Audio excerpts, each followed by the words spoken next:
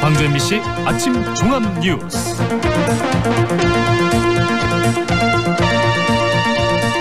(3월 13일) 수요일 아침 종합 뉴스입니다. 광주 재판에 출석한 전두환 씨가 공소 사실을 모두 부인함에 따라 5.18 헬기 사격을 둘러싼 진실 공방이 예상됩니다. 전두환 씨 재판을 계기로 5.18의 완전한 진상규명을 바라는 목소리가 커지고 있지만 정치권의 상황은 여의치 않습니다. 농협과 수협 등의 대표를 뽑는 조합장 선거가 광주와 전남 200여 선거구에서 오늘 하루 동안 치러집니다. 이상 오늘의 주요 뉴스입니다.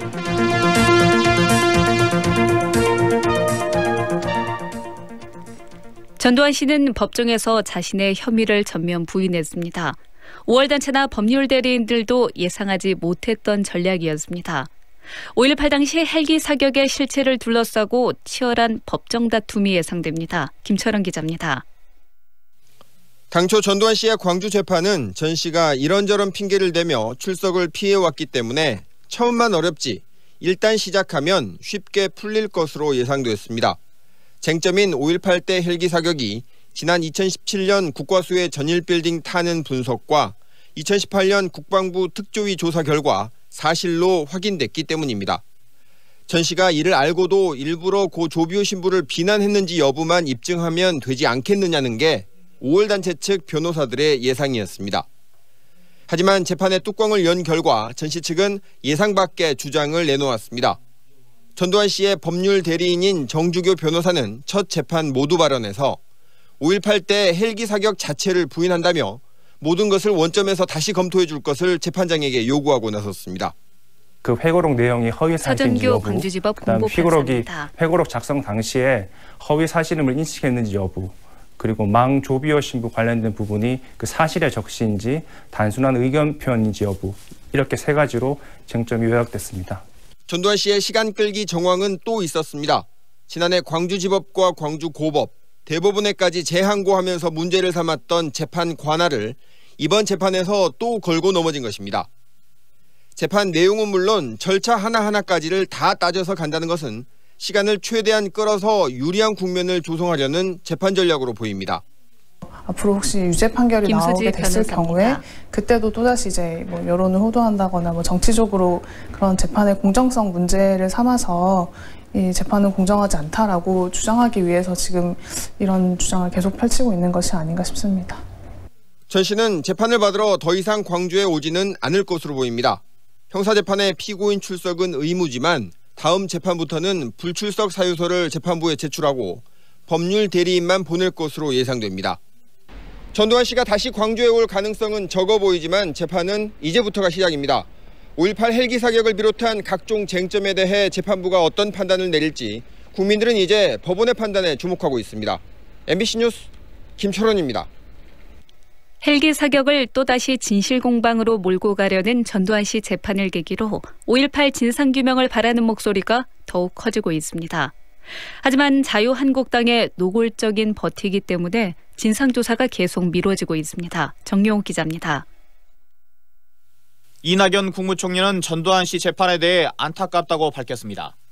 5.18이 39년이나 됐지만 진상에 관한 논란이 계속되고 있어서입니다. 그러면서 한편으론 유감을 표시했습니다. 5.18 진상규명 특별법이 내일이면 정확히 시행 6개월째를 맞지만 달라진 게 없기 때문입니다. 위원 자격 문제로 이낙연 위원회가 구성조차 되지 못했습니다. 이런 전개는 참으로 유감스럽습니다. 5.18 진상조사위원회 정원의 3분의 2가 먼저 선임된다면 위원회가 출범할 수 있도록 하는 내용의 개정안을 바른미래당에서 발의한 것도 이런 이유에서입니다. 이번 3월 임시국회에서 김관영 바른미래당 원내대표입니다. 통과될 수 있도록 여야의 협조를 구합니다. 하지만 현실은 5.18 진상규명과는 반대로 가고 있습니다. 자유한국당이 진상조사위원 재추천이나 특별법 개정안 통과에 협조할 의지가 별로 없기 때문입니다. 나경원 원내대표의 국회 교섭단체 연설 이후 전국이 얼어붙고 있는 것도 악재입니다. 5.18 특별법 개정안이 신속 처리 안건, 이른바 패스트트랙에 포함되면 가능성이 있겠지만 현재로선 불투명합니다. 여야 사당이 공수처법 등 개혁 입법을 중심으로 패스트트랙 대상을 논의하고 있어서입니다. 지지부진한 5.18 진상조사는 전두환 씨가 내심 의지하는 구석일 겁니다. MBC 뉴스 정용욱입니다. 전국 동시조합장 선거가 오늘 하루 광주 전남 200여 선거구에서 치러집니다. 공직선거와는 다소 차이가 있어서 실수하지 않도록 투표 방식과 절차 꼼꼼히 챙기셔야겠습니다. 이계상 기자입니다.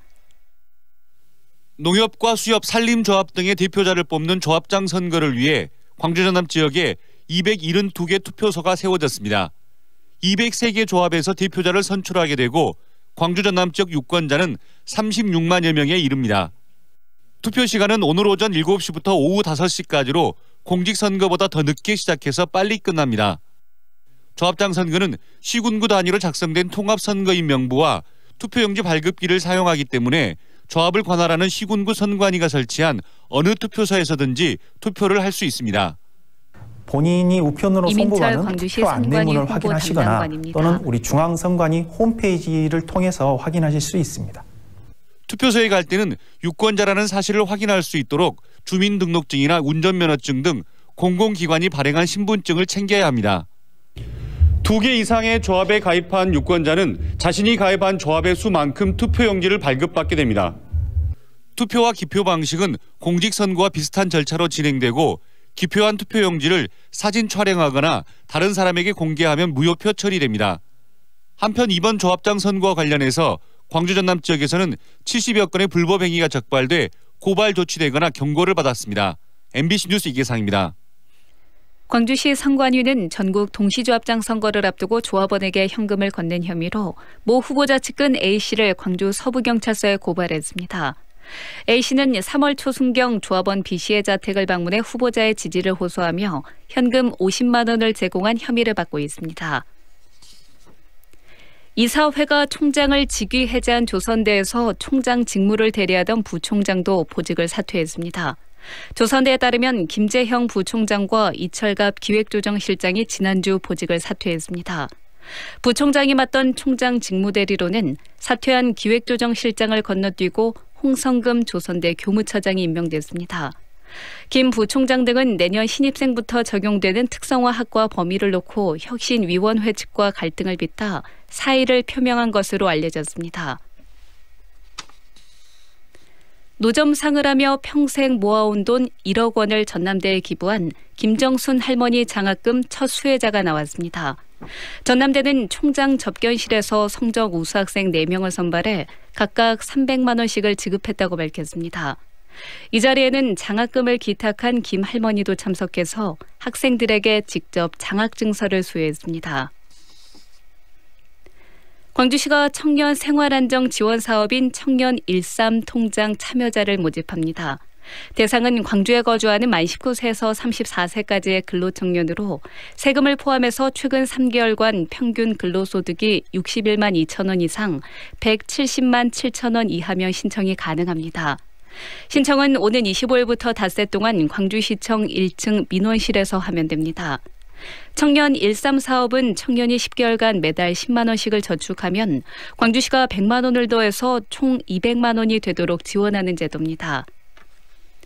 끝으로 날씨입니다. 오늘 광주 전남 지역은 찬바람이 불면서 아침 기온이 영하권으로 떨어져 죽겠습니다. 아침 최저 기온은 광주 0도, 나주 영하 4도 등 영하 4도에서 영상 2도 분포이고 찬바람이 불면서 체감 온도는 이보다 4도 정도 낮겠습니다. 낮 최고 기온은 대부분 지역이 9도에서 12도 분포로 어제보다 3도에서 5도 정도 낮겠습니다. 광주지방 현재 기온은 0도, 습도는 50%입니다. 백수진입니다. 이상으로 MBC 8시 뉴스를 마칩니다.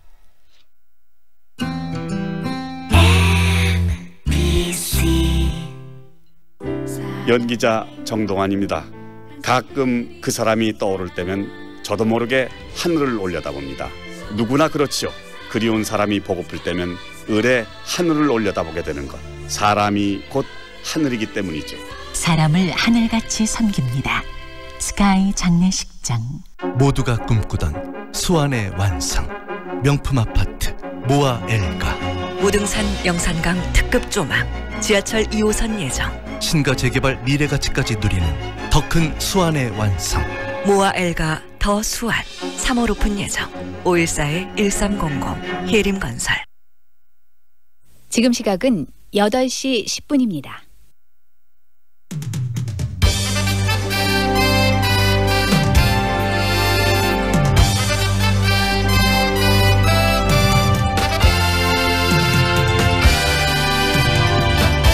황동현의 시선 집중. 2부 시작합니다.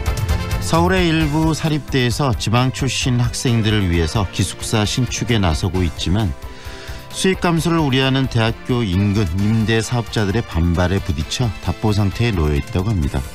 지방에서 서울로 유학을 간 학생들은 좁고 허름하지만 또 기숙사보다 비싼 그런 월세를 감당할 수밖에 없는 그런 상황에 놓여 있는 건데요.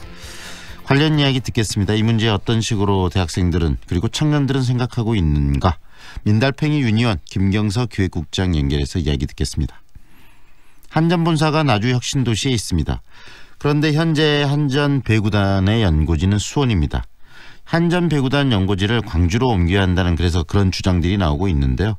광주시 배구협회의 주도로 이루어지고 있는 이전 추진 계획에는 시민들 그리고 광주시 또 정치권까지 합세해서 전폭적인 지원과 응원이 따르고 있다고 합니다. 왜 광주로 한전 배구단이 옮겨야 하는지 그 필요성에 대해서 광주광역시 의회 정순회 의원과 이야기 나누는 시간 갖겠습니다. 광주 지역 대리운전 기사들이 지난달 지역 노동조합을 결성을 했습니다. 그리고 광주시는 이런 특수 형태 근로 종사자의 노동권을 보장하고 인정하는 측면에서 최근 신고증을 교부를 했습니다.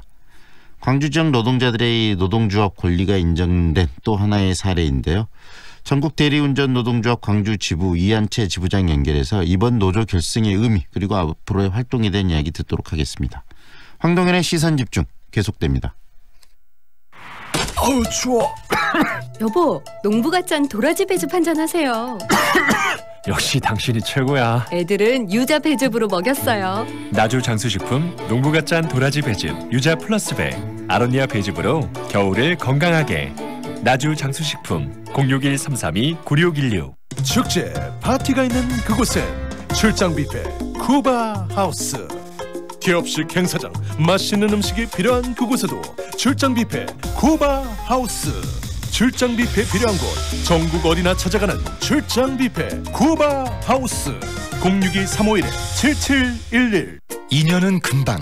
이사 걱정 없이 내 집 마련을 원한다면, 호수공원과 테라스 거리, 생활을 생각한다면, 16개 공공기관 이전 예정까지 미래 가치를 기대한다면 사랑으로 선택하세요. 광주 전남 혁신도시 사랑으로 부영 061-337-8245 부영주택. 도곡농협 로컬푸드 개점 5주년 로컬 체험 페스티벌. 청정화순 560여 참여 농가에 살아 숨쉬는 먹거리를 만나는 곳. 3월 22일부터 31일까지 푸짐한 경품의 행운과 다양한 로컬 체험 행사가 있는 도곡농협 로컬푸드직 매장으로 오세요. 오늘은 황사용 마스크는 벗어두고 따뜻한 외투는 입으시는 게 좋겠습니다. 밤새 차갑고 깨끗한 북서풍이 불면서 미세먼지가 해소됐는데요. 오늘은 종일 깨끗한 공기 맛볼 수 있겠습니다. 어제 하늘을 가득 메웠던 구름도 거치고 현재 푸른 하늘이 보이는데요. 공기와 함께 날씨 또한 종일 맑겠습니다. 하지만 오늘 본격적인 꽃샘추위가 시작됩니다. 현재 기온 영하 3도, 체감온도 영하 4도에 달하고 바람도 불고 있습니다. 한낮의 기온은 11도까지 오르겠지만 오후에는 바람이 더 강해서 쌀쌀하겠습니다. 이어서 현재 교통 상황입니다. 곳곳에서 정체되고 있는데요. 죽봉대로 동운고가도로에서 광천 사거리로 신호대기 2번 필요하고 서하로 문흥고가도로에서 문흥지구 입구로 밀려 지나고 있습니다. 대남대로 백운고가도로에서 주월 사거리 방향으로 차량 많고 필문대로 교육대학교에서 서방 사거리로 차간거리 좁게 이동 중입니다. 오늘도 안전한 출근길 되시길 바랍니다. 지금까지 좋은 아침 좋은 일자리 광주 전문 취업 어플 사랑방 잡 협찬 날씨와 교통정보의 정은솔이었습니다. 황동현의 시선집중과 함께하고 계시는 지금 시각 8시 14분 30초 막 지나고 있습니다. 수도권 대학 주변에 이 원룸 임대업을 하는 주민들이 대학 기숙사 건축을 반대하고 있다고 합니다. 기숙사가 지어지면 원룸에 공실이 생기고 임대료가 낮아지기 때문에 생계에게 위협을 받는다 이렇게 주장을 하고 있는데요. 지역의 상권을 쥐고 있는 지역민들의 불만 그리고 입장도 이해는 되지만 기숙사 입사가 현재 어려운 지방 학생들, 서울까지 유학해서 굉장히 어렵게 생활하고 있는 학생들에게 있어서는 이런 문제 때문에 비싼 월세를 내야 하고 또 경제적으로 굉장히 고통이 크다고 하겠습니다. 지방 대학생들의 기숙사 문제, 학생들의 입장에서 한번 들어봤으면 좋겠는데요. 민달팽이 유니온 김경서 기획국장 연결하겠습니다. 안녕하세요, 국장님. 안녕하세요. 소개받은 김경서라고 합니다. 네, 국장님 이 유니온 단체의 이름이 좀 독특합니다. 민달팽이 유니온. 어떤 의미죠? 어떤 단체인가 소개 좀 해주세요. 네. 네, 저희 민달팽이 유니온은요, 사회경제적 불평등에서 비롯된 청년들의 주거 문제를 해결하고 주거 불평등을 완화하고자 설립된 주거권 단체이고요. 네. 주로 정책을 제안하고 법안 개정을 촉구하는 등의 제도 개선 활동에 주력을 하고 있습니다. 말씀하신 민달팽이의 뜻은 이제 달팽이도 집이 있는데 네. 청년들은 민달팽이와 같이 집이 없는 존재라고 비유를 하고자 저희가 민달팽이 유니온이라고 이름을 지었습니다. 네, 상당히 상징적이면서도 메시지 전달이 굉장히 잘 되는 그런 이름인데요. 그만큼 청년들이 이 주거 문제 때문에 고민이 많다는 이야기 아니겠습니까? 네, 맞습니다. 네, 최근 국회의원회관에서 이 대학 기숙사 문제로 대담하는 자리를 가졌다고 하던데요. 그런 대담을 열게 된 배경은 어디에 있습니까? 네, 저희가 최근에 정동영 의원실하고 같이 대담을 가지게 되었는데요. 네. 사실 기숙사 문제가 지역 주민과의 갈등으로 심화되는 경우가 자주 발생하는데 그 갈등의 크기에 비해서 기숙사 부족 문제는 여전히 해결이 되지 않고 있기 때문에 대담을 열게 되었습니다. 이 기숙사 문제는 대략적으로 두 가지 양상으로 나타난다고 보시면 될 것 같은데요. 기숙사 수량의 문제하고 높은 임대료의 문제로 좀 나타나고 있습니다. 네. 기숙사 수가 많이 부족하고 또 기숙사들이 지어지더라도 지금 굉장히 비싸다는 이야기 아니겠습니까? 네, 맞습니다. 2018년 4월 기준으로 서울 소재 4년제 대학교 기숙사 수용률이 14%인데요. 네. 이 수치는 재작년이 2017년도하고 비교했을 때 1.5%밖에 오르지 않은 것입니다. 네.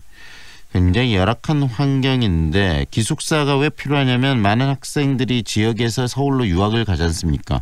그러면은 네네, 그렇죠. 집이 없이 집을 떠나서 생활을 하기 때문에 이 또 원룸이나 방을 얻어서 생활하는 것은 굉장히 비싸기도 하고 환경도 열악하기 때문에 기숙사가 많이 지어질 필요성이 있을 것 같은데 그런데 지금 현재 대학가 주변에서 이런 기숙사를 짓는데 반대를 많이 한다면서요? 네, 반대가 계속해서 이어지고 있고요. 그래서 얼마 전에 저희가 갔다 왔던 동소문동 행복기숙사 건축을 위한 자리에서는 실제로 주민분들이 오셔서 아예 피켓을 들면서 시위를 하신 적이 있어요. 그러면서 대놓고 이렇게 말씀을 하시더라고요. 임대업자들이 여기 있는데 왜 너희는 여기 있는 원룸들에서 살지 않고 저기 작은 뜬금없이 이렇게 우리 지역에 쳐들어와서 이런 곳에 살려고 하느냐라고 말씀을 하시기도 하고요. 네. 굉장히 지역 주민들과의 갈등이 심화되고 있는 경우입니다. 지역 주민들과의 갈등이 심화되고 있다고 말씀하셨는데 대학 측에서는 일단 기숙사를 지으려는 의지는 많이 있나요? 저희가 계속 얘기하고 있는 게 그건데요. 네. 대학이 학생들을 이제 받았으면은 그만큼 학생들의 주거권 문제도 책임을 져야 한다고 저희가 꾸준히 얘기를 하고 있고요. 네. 혹은 그것이 대학이 혼자 부담하기에 너무 좀 형편이 안 된다 싶으면 공공이 비율적으로 책임을 나눠 가지는 등의 어떻게 해서든 개인이 아닌 사회가 이 문제를 책임져야 한다고 주장을 하고 있는데 네.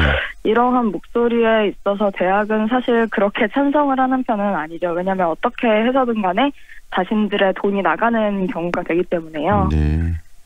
결국은 기숙사를 지어야 되는 것은 공공의 이익을 위하고 학생들을 위해서 필요한 부분이지만 대학들에 있어서 특히 사립대학교들이 많이 그러겠지만 그런 대학들은 기숙사를 지으면 지을수록 그만큼 예산이나 그다음에 돈들이 들어가기 때문에 좀 소극적이라는 이야기 아니겠습니까?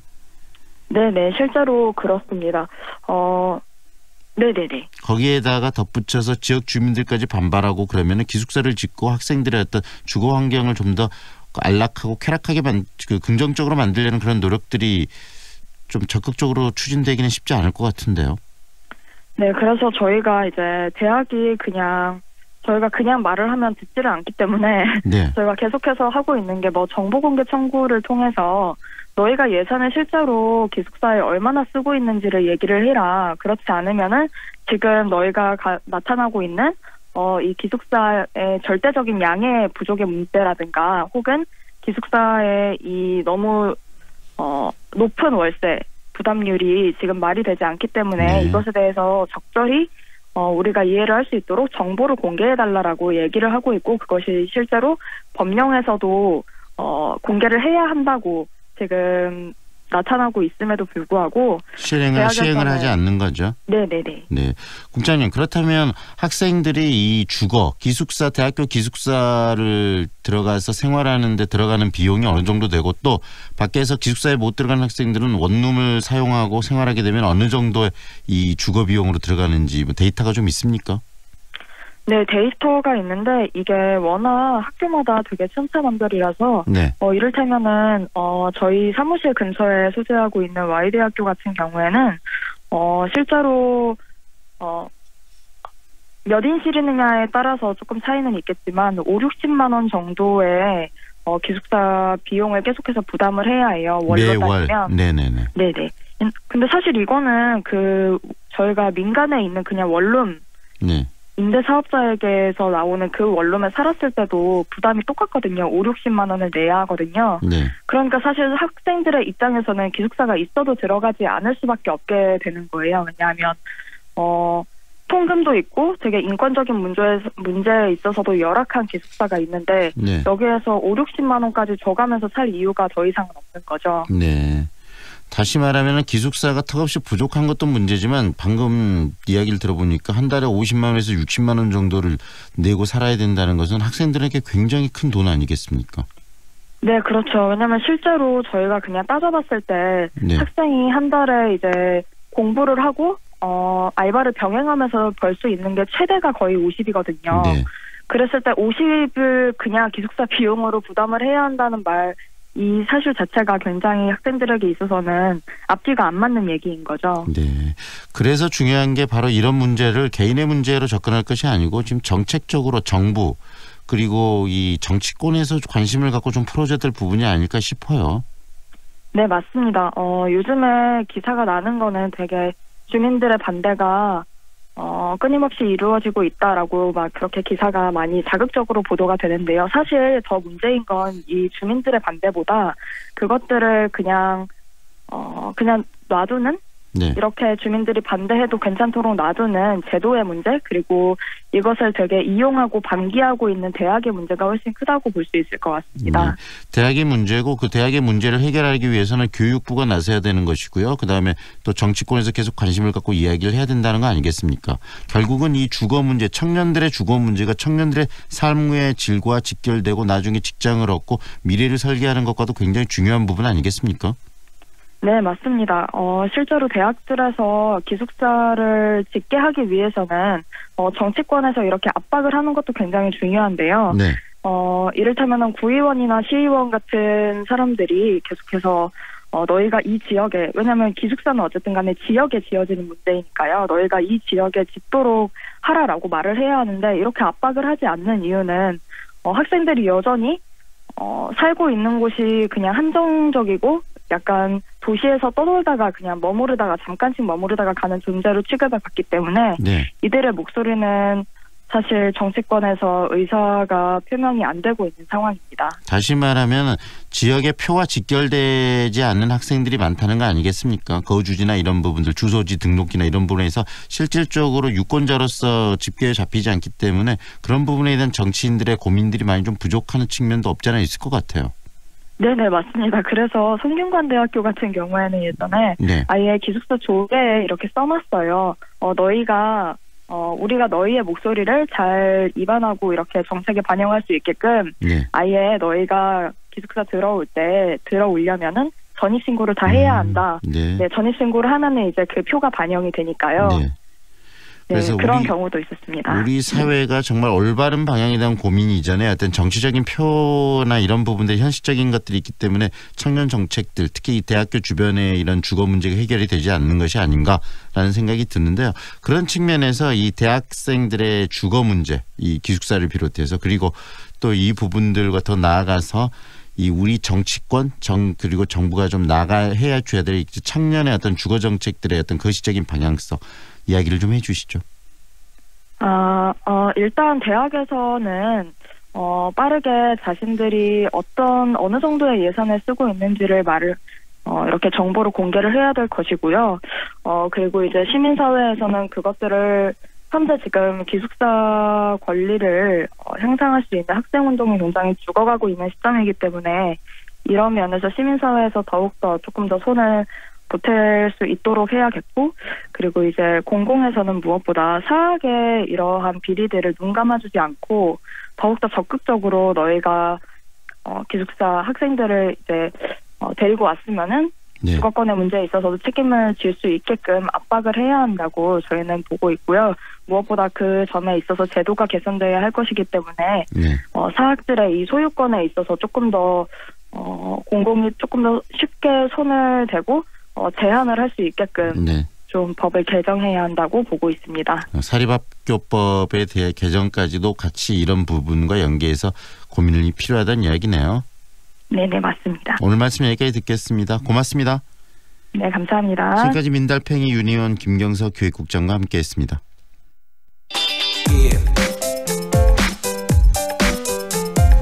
한국전력의 이 배구단을 광주에 유치하는 움직임들이 구체적으로 나타나고 있습니다. 민, 관, 정 모두 이 유치전에 또 열을 올리고 있다고 하는데요. 다음 달 한국전력 배구단과 수원시의 연고지 계약이 종료되는 만큼 그 이후에 한국전력 배구단의 연고지가 광주가 돼야 된다는 그런 주장들이 그래서 끊임없이 나오고 있습니다. 관련 주장 중 하고 계시는 분 한 번 연결해서 이야기 듣겠습니다. 광주광역시의회 정순회 의원 연결합니다. 안녕하세요, 의원님. 안녕하세요. 반갑습니다. 네, 의원님 현재 한전 네. 한국전력 배구단의 연고지가 지금 광주가 아니고 수원이죠? 네네, 맞습니다. 현재는 수원입니다. 네. 그런데 이 수원의 연고지 계약이 지금 곧 완료가 된다고 들었는데 구체적으로 언제 계약이 종료가 되는지 이야기 좀 해주시겠어요? 네, 한국전력 본사가 그 나주 빛가람 혁신도시로 이전을 했는데도 지금 한전 배구단은 수원시와 계약을 맺어서 2019년 4월 16일까지 3년간 연고지 재계약을 체결했었습니다. 네. 그래서 이제 다음 달이면 이제 3년이 흘러서 한전과 수원시의 연고지 계약 만료가 되는데요. 그래서 다시 한번 광주시 유치를 재추진하게 된 것입니다. 네. 광주에 한전 배구단이 와야 될 이유 어디에 있다고 보세요? 광주에 우리 한전 배구단이 와야 할 이유는 지금 광주에는 동계 스포츠가 없습니다. 네. 동계 스포츠가 없고 여름 하계 스포츠는 야구도 있고 또 축구도 있습니다. 프로축구가. 네. 그래서 이제 우리 그 겨울철 최고 스포츠 인기죠, 배구가. 네네. 그래서 우리 광주 전남 지역에 11월부터 3월까지는 5개월 동안에 진행되는 겨울철 프로 스포츠가 전혀 없습니다. 그래서 우리 시민들도 겨울철 여가 생활을 위해서라도 우리 한전 배구팀은 꼭 광주에 유치를 해야 된다고 생각을 합니다. 네. 그리고 또 한 가지는 네. 한전이 지금 우리 빛가람 나주 도시로 지금 이전을 했지 않습니까? 네. 본사로. 네. 그래서 더욱더 같이 우리 배구단도 함께 광주에 유치를 해야 된다고 생각합니다. 지역민의 어떤 스포츠에 대한 관심과 레저권 확대를 위해서도 필요하고요. 그다음에 또 네네. 한전이 본사가 이쪽에 있기 때문에 당연히 지역민들의 관심도도 한전에 대한 관심도가 높고 그러면서 지역과 유기적으로 엮이기 위해서도 이 배구단이 광주를 연고를 하는 게 좋겠다. 이 말씀 아니겠습니까? 네네, 그렇습니다. 그리고 더불어서 이 배구단이 광주로 오게 되면 또 지역 경제에도 긍정적인 측면들이 많이 있을 것 같은데요. 그런 데에 대한 그럼요. 것도 좀 분석이 돼 있나요? 네네. 그런 우리 한전 배구단이 광주에 오게 되면은 약 100여 명 정도의 그런 경제적인 효과도 있습니다. 지역민 고용 창출 효과도 있고 네. 또 우리 관람객 유치에 따른 관광, 숙박, 또 요식 산업 등의 또 지역 활성화로 인해서 네. 또 지역 경제가 살아날 것이라고 또 예측을 하고 또 대중 매체를 통해서 우리 광주의 이상 그런 또 제고도 있고요. 네. 여러 가지로 우리 광주시에서 육성하는 유소년 배구 또 발전도 있고 또 생활체육이 굉장히 활성화가 되어 있습니다. 배구가. 그래서 이 한전 배구가 광주로 오게 됨으로써 우리 생활체육 저변 확대에도 굉장히 큰 효과를 볼 것이고요. 네. 모든 것이 그 일자리 창출, 또 경제적 문화적 발전뿐만 아니라 도시 브랜드 가치 상승 효과도 있다고 생각을 합니다. 네. 여러 가지 긍정적인 요소들이 많이 있네요. 네네. 그런데 이렇게 이 본사가 이전을 하면서 거기 소속된 이런 스포츠단들이 함께 이전한 경우들이 사례들이 좀 있습니까? 아, 그럼 있죠. 예. 좀 소개해 주시죠. 지금 네네네. 지금 한전 배구단이 지금 현재 수원에가 있어야 할 이유가 없는 이유는 한전전력 럭비단이요. 2016년도에 전남으로 이전해 왔습니다. 그리고 또 한국도로공사 배구단도 2015년도에 본사가 이전하면서 또 도로공사도 경북 김천 혁신도시로 옮겼습니다. 네. 그래서 이제 그 도로공사는 여자부 6개 팀 중에서 유일하게 우승이 없었던 도로공사인데요. 네. 본사가 경북 김천으로 옮기면서 연고지도 같이 이전했는데 2017년도 하고 8년도 시즌에 프로배구 V리그 정상에 올랐습니다. 네. 연고지를 올리고 옮기고 또 지역민들의 관심 속에서 또 1등까지 우승까지 하게 된 경우가 바로 또 있네요. 네네 그렇습니다. 그래서 유일하게 우승이 없었던 그 도로공사가 여자 배구 6개 팀 중에서 미우승이란 불명예를 또 씻기도 했었죠. 네. 최근에 이용석 광주시장도 이 한전 배구단 광주 유치에 대해서 직접 관심을 표명했고 주변 정치권에서 여러 이야기도 나오고 있고 우리 정순회 의원께서도 적극적으로 나서고 있는데 분위기는 어떻습니까 현재? 분위기 현재 아주 좋습니다. 지금 우리 이용석 또 시장님께서도 또 교육감에 또 우리 교육청의 장희국 교육감님도 굉장히 많이 관심을 가져주시고 지지를 해주신 덕분에 지금 광주에 지금 그 언론사의 한 언론사가 프로테이지가 어떻게 나왔냐고 그 되면은요 73.3%가 광주에 유치를 해야 된다. 지역민들을 대상으로 여론조사한 결과가 있나 보죠? 네네 있습니다. 그래서 최근 언론사에서 이제 설문조사를 했는데요. 한전 배구단이 광주 유치에 해야 된다는 게 지금 73.3%가 연고지 이전에 찬성한 것으로 또 나타났고요. 또 이용섭 시장님께서는 또 언론사 편집보도국장과 간담회에서도 우리 지역민의 연대감 확보를 위해서라도 한전 배구단이 광주로 이전을 해야 된다고 공개적인 입장 표명도 하셨습니다. 그리고 이 시장 이용섭 시장의 관심, 그다음에 정치권의 관심도 있고 지역민들도 70%가 넘게 지금 찬성하고 있다. 근데 정작 가장 중요한 것은 이 배구단을 운영하는 한국전력의 의지 아니겠습니까? 그렇죠. 네네. 네, 만나 보셨습니까? 한전 그 관계자들? 지금 우리 광주시 배구협회 정갑수 회장하고도 이렇게 계속적인 한전 직접적인 그런 그 만남도 계속 지금 유지를 하고 있고요. 지금 우리 시에서도 그 대외 협력관 또 우리 자체적인 그 진행과에서도 현재 그렇게 다 만나보고 현장에도 가서 다 살펴보고 그분들이 왜 광주를 내려오기를 꺼려하는지 한전 배구단이 그런 여러 가지 문제점들을 지금 보완을 하고 있습니다. 현재 만나봐서 이야기를 하면은 한전 측에서는 좀 약간 지금 현재로서는 당장에 광주로 내려오기는 부담스러워하나요? 그렇죠. 부담스러워하는 이유는 가장 큰 이유가 지금 이제 광주에 죄송합니다. 광주에 훈련 장소가 또 없고 또 현재 선수들이 숙소, 훈련 장소와 숙소 그리고 상대 팀이 없다는 것. 그런 부분들도 있고요. 또 그리고 선수들이 장거리를 장신들인데 장거리를 다니면서 그 경기를 한다는 것이 경기 실력의 저하가 된 요인이다라고 그렇게 이야기들을 하고 있습니다. 그런 여러 가지 어떤 그 장애 요인들을 좀 제거해주고 적극적으로 광주시가 나서면 이 문제가 해결될 수도 있겠네요. 그럼요. 굉장히 긍정적으로 지금 바라보고 있습니다. 앞으로 뭐 4월 아까 이야기하실 때 19일 날 지금 이 수원과 연고지 계약이 끝난다는 말씀하셨는데 바로 새롭게 또 내년 시즌도 준비해야 되기 때문에 연고지 계약을 한전에서 할 필요성이 있을 것 같고요. 언제쯤 이런 논의가 좀 정리가 되고 확실한 답이 나올 수 있을까요? 아직 확실한 답은 지금 장담하기는 어렵고요. 저도 5분 발언을 통해서 말씀을 드렸다시피 이달 3월까지는 그런 여러 가지 모든 방안들을 또 제시를 하고 또 환전 주최 측과도 만나서 그 부분들을 결론을 지어야 되는데 아직 확실한 장담은 못 하겠습니다. 네. 앞으로 이 기간은 장담 못하지만 이런 염원들, 네. 지역민들의 염원들과 또 정치권들의 관심, 또 여러 뭐 체육회 인사들과의 관심들이 모여가지고 좀 좋은 결과를 좀 빨리 만들어냈으면 하는 생각이 듭니다, 의원님. 네, 그렇게 노력하겠습니다. 네. 네. 오늘 여기까지 듣겠습니다. 고맙습니다. 네, 감사합니다. 지금까지 광주광역시의회 정순회 의원과 함께했습니다.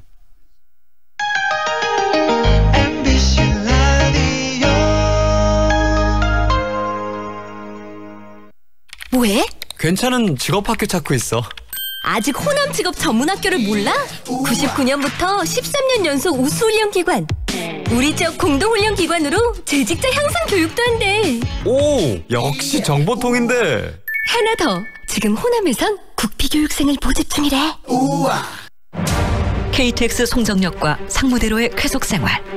첨단 IoT 시스템으로 품격은 올리고 명품 소형 설계로 부담을 낮춘 프리미엄 아파트의 완성. 송정 한국 아델리움 더시티 062-710-9700 한국건설.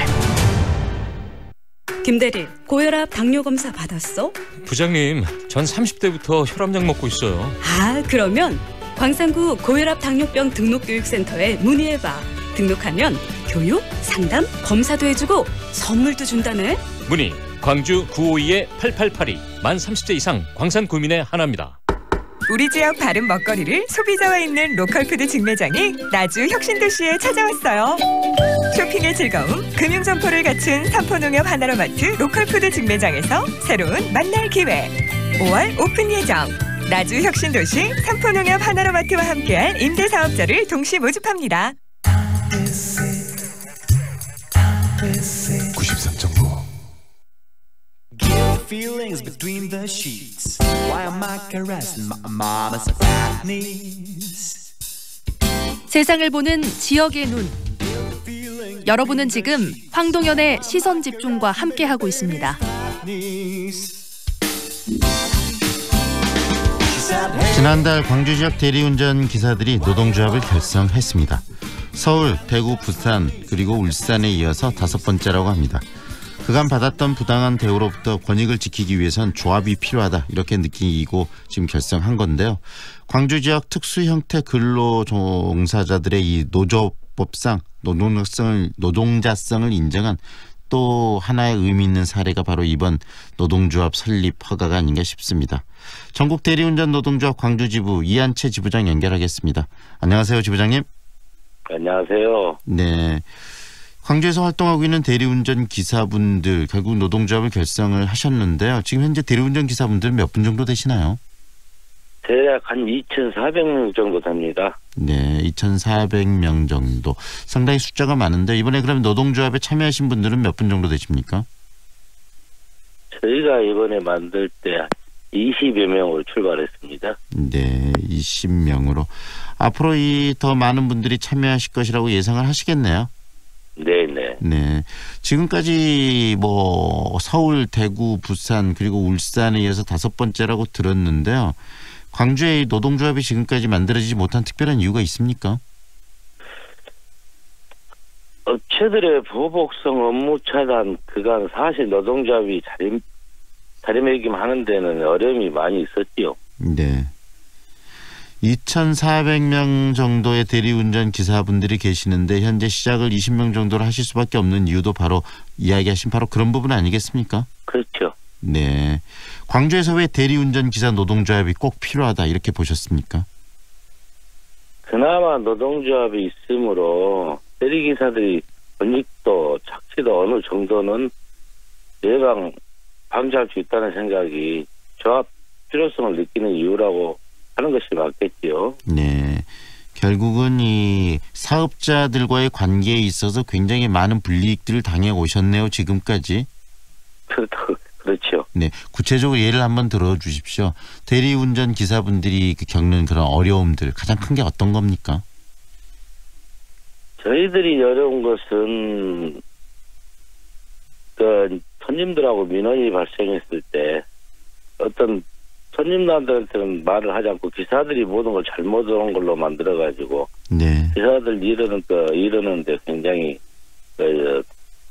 차단시켜버려 일을 못하게요. 네. 나가버리면 일을 못하거든요. 이게 생존권에 문제가 많이 달려있죠. 이런 부분들은. 결국은 문제가 발생하고 갈등이 만들어지면 모든 책임을 기사의 책임으로 이 업체들이 돌려버리는 거네요. 그렇죠. 네. 그리고요, 특히 대리운전 하시는 분들은 지금 그 손님들이라고 말씀하셨는데 이용자분들이 음주 후에 이용하시기 때문에 여러 가지 불미스러운 일들이 굉장히 많이 일어나지 않습니까? 현장에서. 그렇죠. 많죠. 욕설, 폭행 그런 것들이 굉장히 그런 면에 많이 노출돼 있다고 봐야죠. 네. 그런데도 불구하고 그런 부분에 있어서 모든 책임을 기사분들의 어떤 책임으로 돌려버린다라는 말씀 아니겠습니까? 예. 그리고요.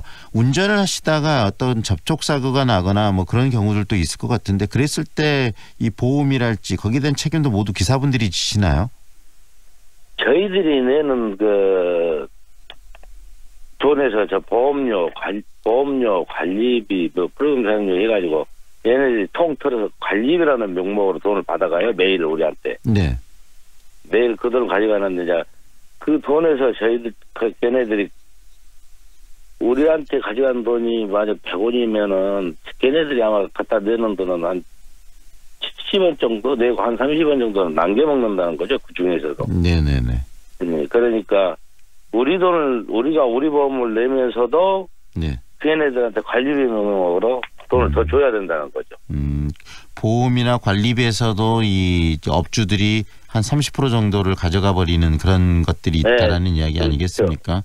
네. 실질적으로 이 한 10,000원 기준으로요. 그 한 번 대리운전을 하고 기사분들이 대리기사분들이 받으신 돈을 10,000원으로 기준으로 했을 때 이런 관리비 명목으로 한 몇 프로 정도가 이 업주들에게 가는 겁니까? 현재 관리비용으로 가져가는 돈은 3,000원을 가지고 10,000원 기준 했을 때 3,000원이죠.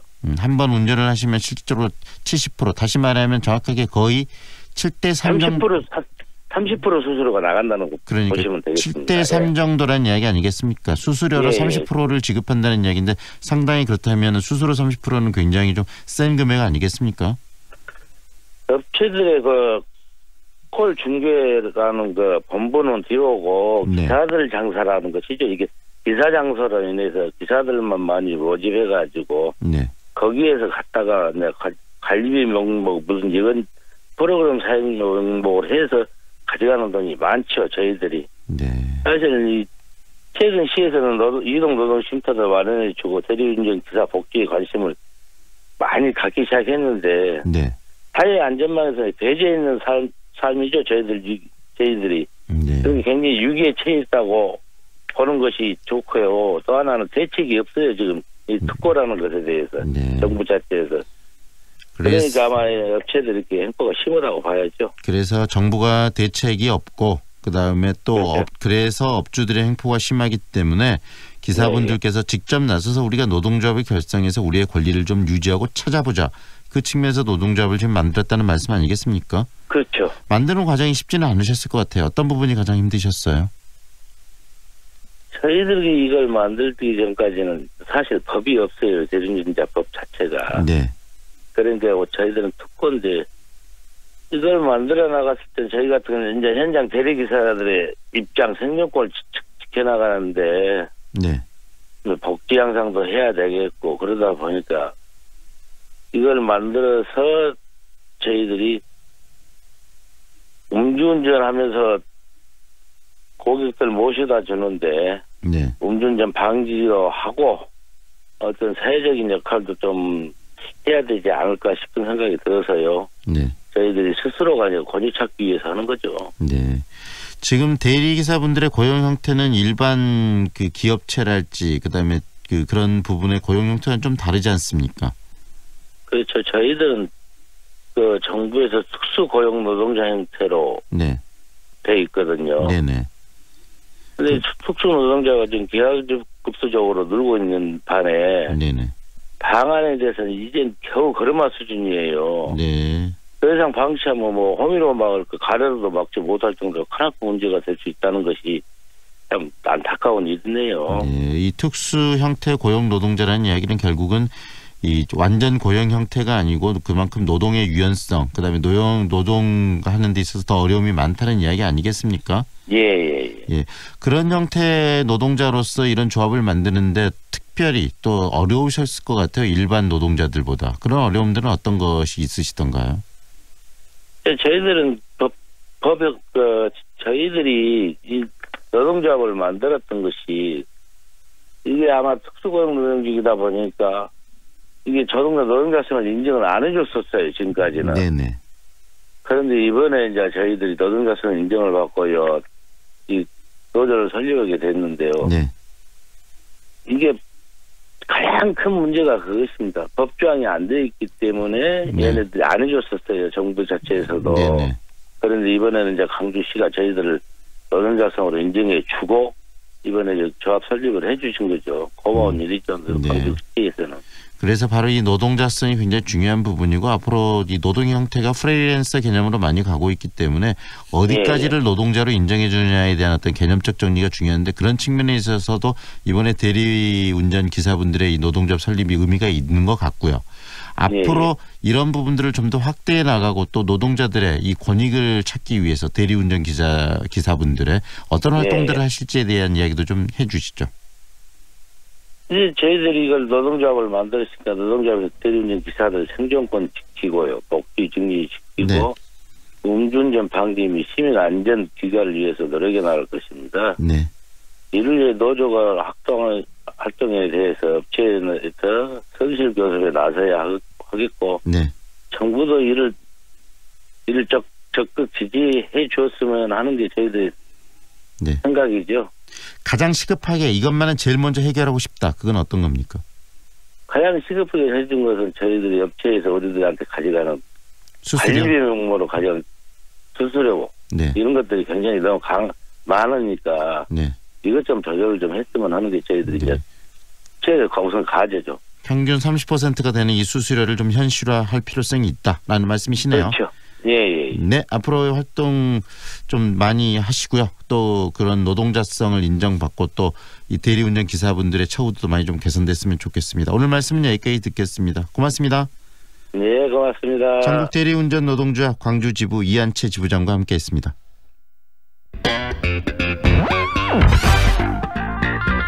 다는 생각이 듭니다. 오늘 말씀 여기까지 듣겠습니다. 고맙습니다. 네, 감사합니다. 지금까지 전남대학교 5.18 연구소 김희송 연구교수와 함께했습니다. 뭐해? 괜찮은 직업학교 찾고 있어. 아직 호남 직업 전문학교를 몰라? 99년부터 13년 연속 우수훈련기관. 우리 쪽 공동훈련기관으로 재직자 향상 교육도 한대. 오, 역시 정보통인데. 하나 더. 지금 호남에선 국비교육생을 모집 중이래. 우와. KTX 송정역과 상무대로의 쾌속생활. 첨단 IoT 시스템으로 품격은 올리고 명품 소형 설계로 부담을 낮춘 프리미엄 아파트의 완성. 송정 한국 아델리움 더시티 062-710-9700 한국건설. 김대리, 고혈압 당뇨 검사 받았어? 부장님, 전 30대부터 혈압약 먹고 있어요. 아, 그러면 광산구 고혈압 당뇨병 등록교육센터에 문의해봐. 등록하면 교육, 상담, 검사도 해주고 선물도 준다네. 문의 광주 952-8882 만 30대 이상 광산 구민의 하나입니다. 우리 지역 바른 먹거리를 소비자와 있는 로컬푸드 직매장이 나주 혁신도시에 찾아왔어요. 쇼핑의 즐거움, 금융점포를 갖춘 삼포농협 하나로마트 로컬푸드 직매장에서 새로운 만날 기회. 5월 오픈 예정. 나주 혁신도시 삼포농협 하나로마트와 함께할 임대사업자를 동시 모집합니다. 93.9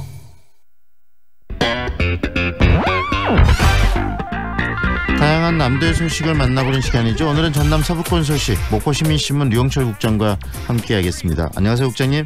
예, 안녕하세요. 네, 해양수산부가 목포시의 수산식품 수출 클러스터 조성에 1,000억 원을 투자하겠다는 발표를 했는데요. 어떤 소식입니까?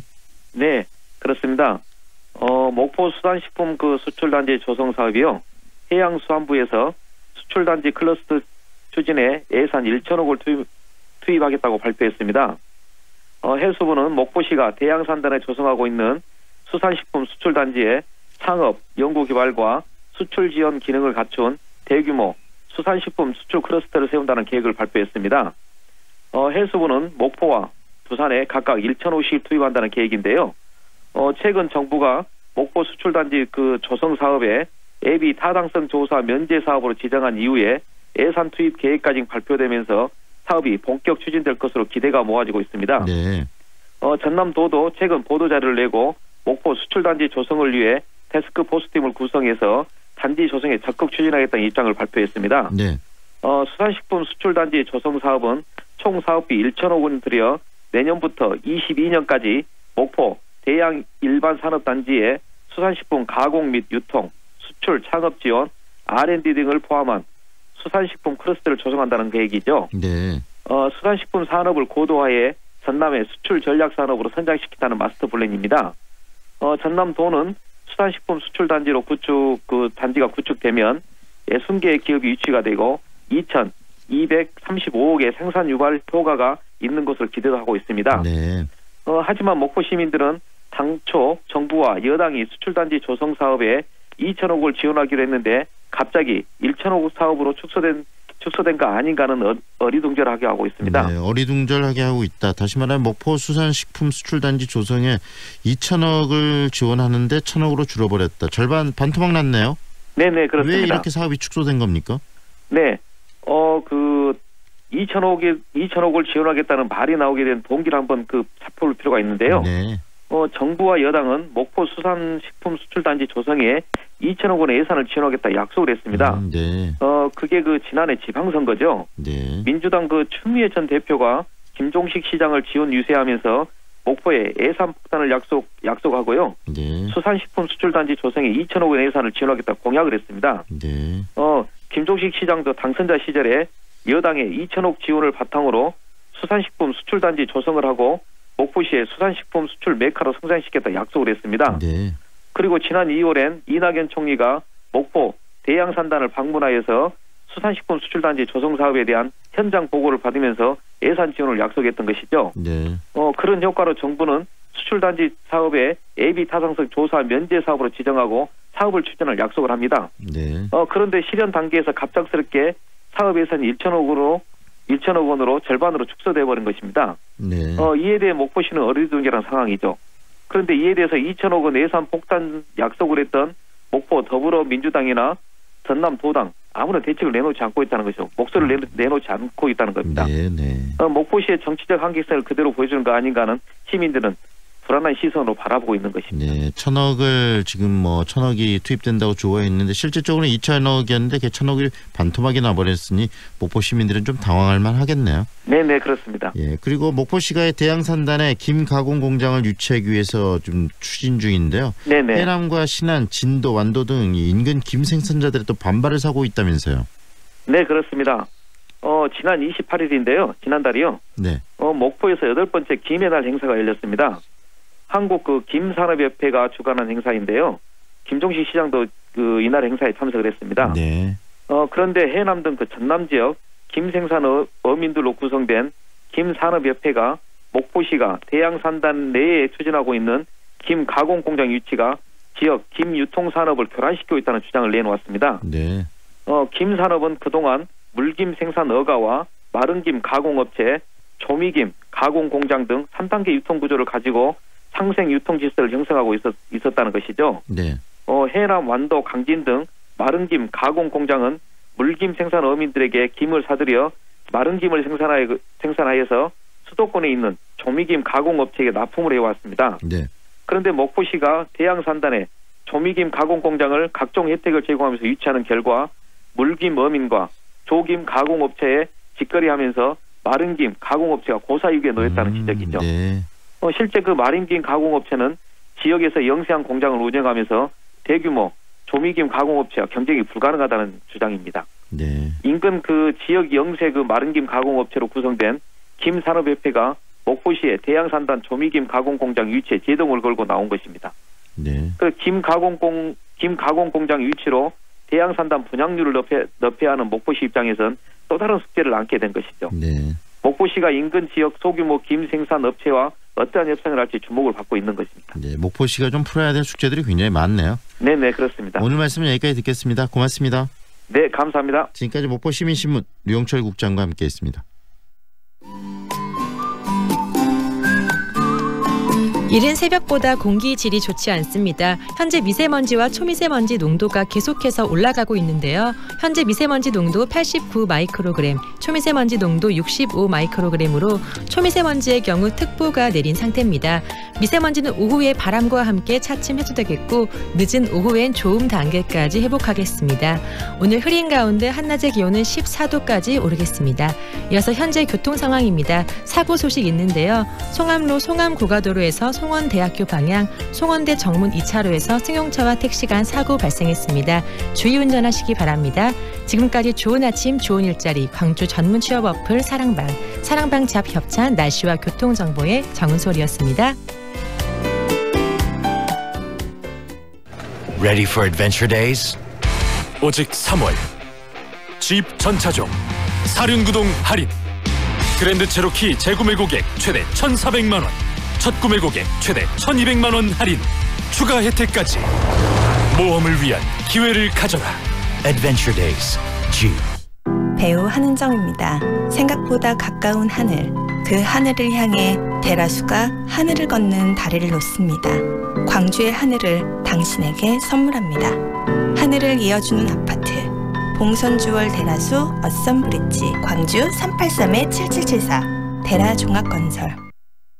3월 12일 황동인의 시선집중은 여기까지입니다. 오늘도 함께해 주셔서 고맙습니다.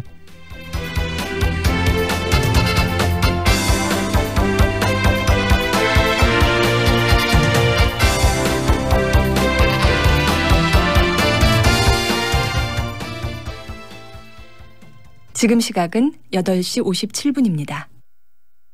사람은 자연에서 태어나 자연으로 돌아갑니다. 고귀하고 소중한 분들의 편안한 안식처. 이제 장성 자연숲 추모공원 수목장님에서 만나보세요. 10헥타르의 드넓은 공원형 자연장지.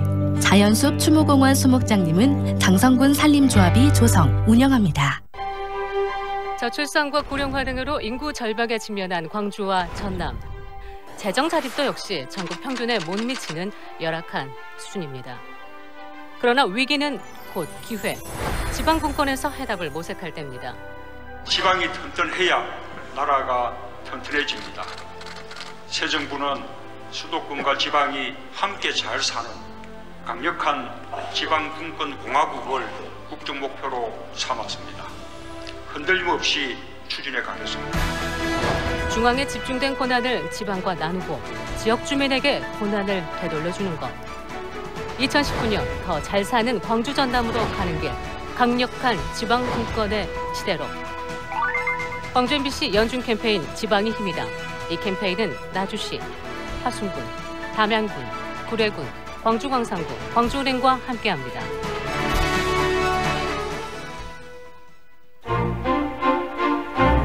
안녕하세요. 저희는 광주에서 영화를 만들고 있는 허지은이고요. 같이 만들고 있는 이경호입니다. 저희는 신기록이라는 단편 영화를 만들었고요. 각자의 폭력의 굴레에 처해 있는 두 여성이 서로 관심을 갖고 연대하는 이야기입니다.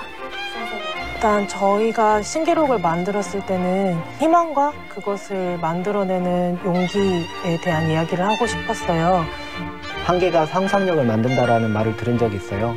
그 말을 듣고 나서부터는 더 긍정적으로 생각하게 되었고 신선한 영화를 만들 수 있겠다라는 생각을 하게 되었습니다. 저희가 지역에서 활동하는 다른 분들을 통해서 계속 꾸준히 활동할 수 있는 동력을 얻었듯이 여러분도 누군가에게 용기가 되어주셨으면 좋겠습니다. 광주 MBC가 청년들의 꿈을 응원합니다. 청년의 꿈을 키우는 남도 청출어람. 이 캠페인은 글로벌 공기업 한국농어촌공사와 함께합니다.